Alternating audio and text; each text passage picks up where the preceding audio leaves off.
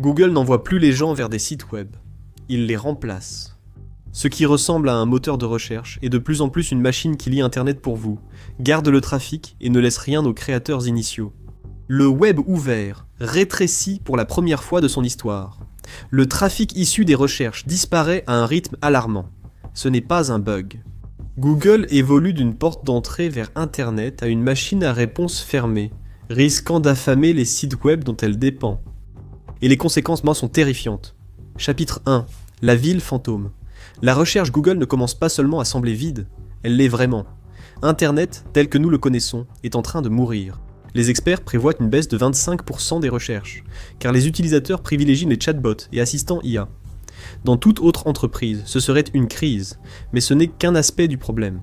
Rand Fishkin a analysé de vraies données de navigation de milliers d'utilisateurs et a constaté que 58,5% des recherches Google aux États-Unis ne génèrent plus aucun clic.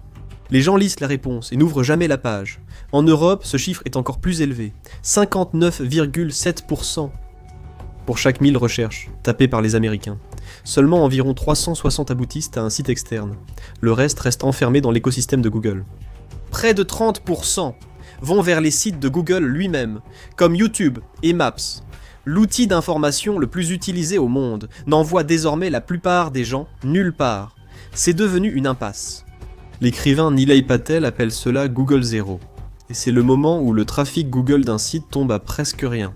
Pendant longtemps, ce n'était qu'une crainte, mais c'est désormais la norme. Ces chiffres représentent de vraies personnes qui en subissent les conséquences. L'un d'eux est Housefresh, un site d'avis britannique tenu par Danny Ashton, qui a acheté et testé des purificateurs d'air pour leur efficacité et leur coût d'utilisation. Il a ensuite indiqué aux lecteurs lesquels étaient des arnaques. Pendant des mois, sa page était en tête pour les meilleurs purificateurs d'air abordables, jusqu'à la mise à jour de Google. Le site a perdu environ 91% de son trafic Google.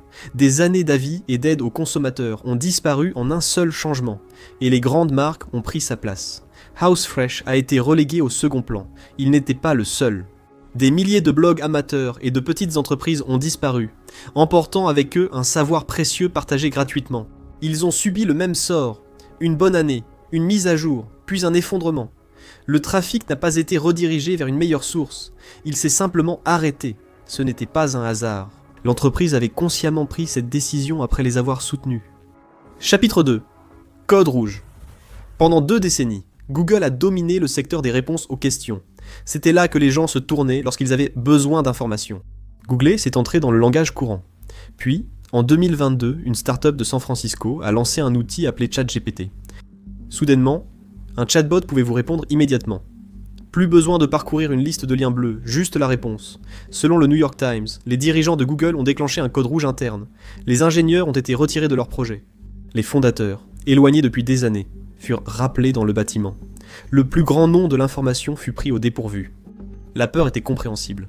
La menace touchait la seule chose qui avait rendu Google riche. C'était un processus simple. Vous veniez sur Google, Google vous envoyait ailleurs. En partant, il vous vendait une publicité. Toute la fortune dépendait d'un simple clic. Google agissait comme un péage sur une route non construite par lui. Plus il vous redirigeait, plus il gagnait. Les publicités de recherche ne sont pas une activité secondaire pour Google. Elles sont le moteur. Et ce moteur se trouve au sein d'une entreprise qui vaut aujourd'hui environ 2000 milliards de dollars. Perdez l'habitude de rechercher. Et tout commence à s'enrayer. C'est le dilemme de l'innovateur. Pour survivre, il faut briser précisément ce qui vous a rendu riche. Google dépendait du fait que les utilisateurs quittent la page de recherche pour aller à la source. Pour concurrencer un chatbot, Google a choisi d'en devenir un, quitte à sacrifier son modèle économique. Il garderait le trafic qu'il offrait avant, et prendrait gratuitement les connaissances du web, sans rien donner aux auteurs. Chapitre 3. Le client vitrine. En 2023, Google a testé une nouvelle fonctionnalité appelée Search Generative Experience. En mai 2024, elle a lancé IA Overviews. Les utilisateurs posaient une question et Google affichait la réponse dans un encadré avant tout lien. Elle élabore sa réponse à partir des sites listés ci-dessous et la donne à l'utilisateur avant même qu'il ne regarde plus bas sur la page. Cela arrive lors des recherches courantes. Vous pouvez demander comment enlever une tache de vin rouge sur la moquette. Les étapes sont en haut de la page. Vous ne visitez jamais le blog de nettoyage qui les propose. Vous avez la réponse, mais ce blog n'a rien obtenu. Ce n'est pas toujours juste. Lors de son lancement, il disait aux gens de mettre de la colle sur leur pizza. Il a dit à un autre utilisateur de manger un petit caillou chaque jour. Ces phrases venaient de vieilles blagues récupérées sur des sites comme Reddit. Google a rapidement corrigé les pires. Mais le fait demeure que l'IA attire le trafic, qu'elle ait raison ou tort. Le Pew Research Center a mené une étude en mars 2025 suivant 900 adultes américains à travers près de 69 000 recherches. Lorsqu'un aperçu par IA apparaissait, les clics vers un site normal tombaient à 8%. Sans résumé, ce chiffre atteignait 15%. Les aperçus divisent presque par 2 la probabilité de clic. Et pour le premier résultat, des études externes indiquent une baisse encore plus forte. L'aperçu par IA garde le trafic et le site ne reçoit rien. Les gens se précipitent pour défendre Google. Les aperçus indiquent leur source. Les liens sont juste là, dans le cadre. Donc, le trafic continue sûrement de circuler. La même étude a révélé que les gens cliquent sur le lien à l'intérieur du résumé IA seulement 1% du temps. Et c'est fait exprès. La majorité des aperçus citent au moins 3 sources à la fois. Le crédit de chaque auteur devient une simple note de bas de page, tandis que Google retient le lecteur. C'est pire pour les petits noms. Les liens cliqués vont surtout vers Wikipédia, YouTube et Reddit. Les pages gouvernementales sont plus fréquentes qu'habituellement, tandis que les sites d'actualité changent peu. Un site d'experts isolé ne voit presque jamais ce trafic. Les grands noms deviennent encore plus grands, les petits disparaissent. Les dégâts ne s'arrêtent pas simplement aux clics manquants.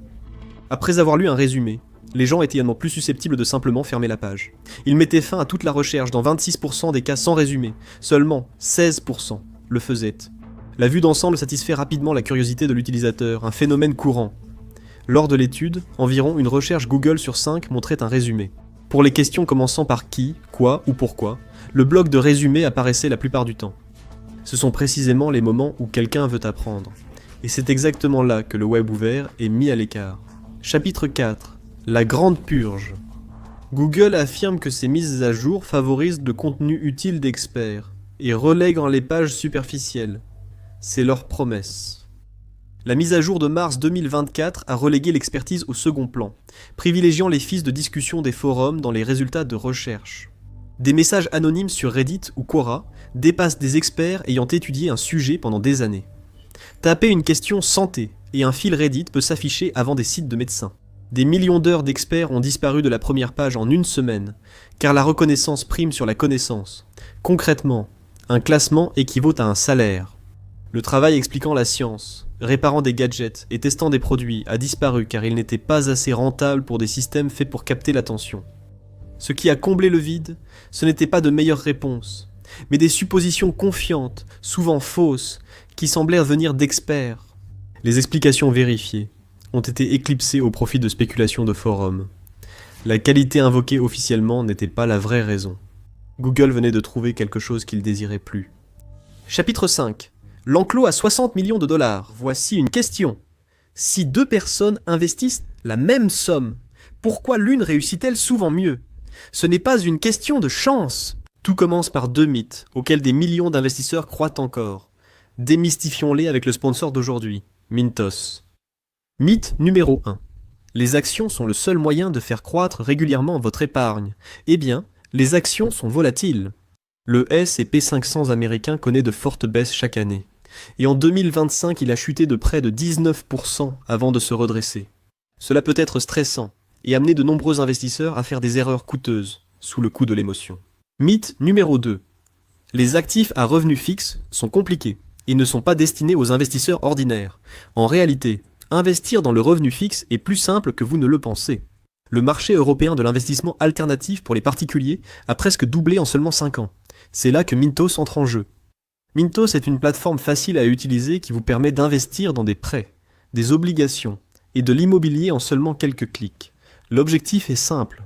Gagnez un revenu régulier sans dépendre des hauts et des bas du marché boursier et répartissez les risques.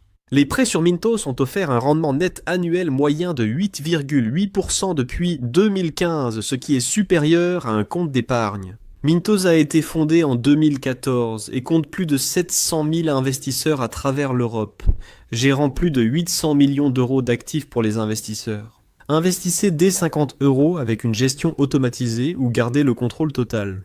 Pour recevoir un bonus de bienvenue exclusif, scannez le code QR ou cliquez sur le lien dans la description. Voilà, c'est fait. 2 mythes sur l'investissement ont été démystifiés. Investissez dès aujourd'hui avec Mintos. Février 2024, Google a signé un accord avec Reddit, d'une valeur de près de 60 millions de dollars par an. Dans les mois qui ont suivi cet accord, la place de Reddit dans les résultats de Google a explosé. Des analystes externes ont mesuré une augmentation de la visibilité de Reddit dans les recherches de plus de 1300% entre juillet 2023 et avril 2024. Le nombre de pages Reddit classées sur Google a presque doublé, passant d'environ 22 millions à 41 millions. Un site autrefois évité est devenu l'un des plus grands gagnants de la page, devenant selon certains le deuxième site le plus visité via Google dans le pays, derrière Wikipédia. Reddit génère des centaines de millions de clics mensuels grâce aux recherches. En retour, Google a reçu un flux de conversations pour entraîner son IA. Reddit détenait la plus grande base de données du web ouvert. Les publications ayant servi à entraîner ces modèles dominaient aussi les résultats de recherche. Un seul paiement donnait accès aux données d'entraînement et à la première page. Ensuite, cela est devenu plus insidieux.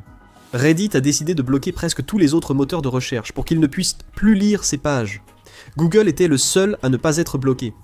Toutes les publications et commentaires sur Reddit ont été verrouillés, puis cédés à l'entreprise la plus offrante. Pendant un certain temps, Reddit a ensuite vendu un accord similaire à OpenAI pour environ 70 millions de dollars. Pour tous ceux qui ne font pas partie de cet accord, c'est une expulsion. Peu importe le nom qu'on lui donne. Les petites entreprises ou créateurs ne peuvent fournir à Google un flux de données de 60 millions de dollars et restent donc à l'écart. Les sites à l'origine des fils sur Reddit ne reçoivent rien, alors que ces fils gagnent en visibilité. Un petit blog fait la recherche originale, un utilisateur de Reddit y fait un lien, et l'attention se dirige ailleurs, jusqu'à ce que le blog meure lentement. Essentiellement, l'accès à un prix. Chapitre 6. L'événement d'extinction à 2 milliards de dollars.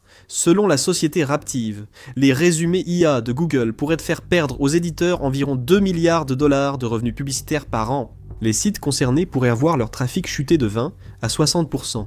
Ce sont des chiffres qu'aucune entreprise ne peut supporter. Peu après, Mark McCollum, directeur de l'innovation chez Raptive, a revu les chiffres et estimé que 2 milliards représentaient désormais le minimum.